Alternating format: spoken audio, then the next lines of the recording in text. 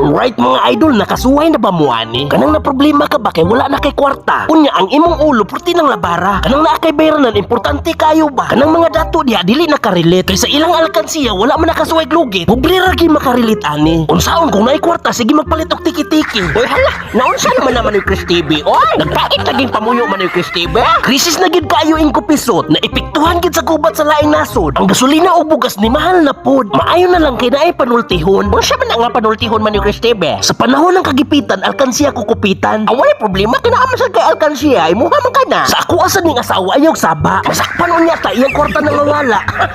Oy hala, bad man naman ni Chris TV. Oy, ayaw na lang palaging kupisot. Kay kung mo palaga, igugikas kong kinumo gyud. Ay sus nimo man ni Chris TV, pila ra koy gaos nimo. Kung magsumbagay ta, dili ti ka gamitag tuo. Wala ra gyud mo angkon nimo. Inigsumbag nako sa imong kuto-kuto kung dili mo lapo sigurado gikang buktot. Ay sus nimo ing kupisot, paghambog lang nimo gyud. Maglisod naman kay kaglakaw kay nagsakit imong tuhod. Ang imong panghiyuran gipanuhot pod. Ay ga, gipanuhot ko niadtong niaging gabi kuyog may sakong check. Kadiin man pod mo ing kupisot. Ay nang night swimming ra good me. Unya nakascore man ka ing kupisot. Ako na litubag man ni Chris TV. Kami kuyog na ing kupisot niadtong niaging gabi Nagbuntagay gyud me. Nagbuntagay gyud me og katulong. Unsaon sa ing kupisot wala lay gyud ako gyud. Ala sige, ipanapi gyud kog maayo di Haraol. Mao sa ni tinuod ing kupisot ubon legahin nimo pod. Uboy gahe. Niinom pa kog bayagra manghangin ang lubot imong bayuta ka. Buenas lang gani kayo nga gipungayaban ti ka. Uy hala, uyab di mo Raol og ing kupisot. Uman ni Chris TV kay magsige man siya pamugos gyud. Mauba di Raol. Ako'y gihilasan ninyo gyud. Naparehas lang mong duha wala mo'y kabuot. Ning tungura ang kwarta hapit na mo lusot. Dalian na to ni gamay kay kung asawa hapit na mo abot. O di ba? Mission success gyud. Ayon lang mo saba sa kong asawa pang dili ko mabunog.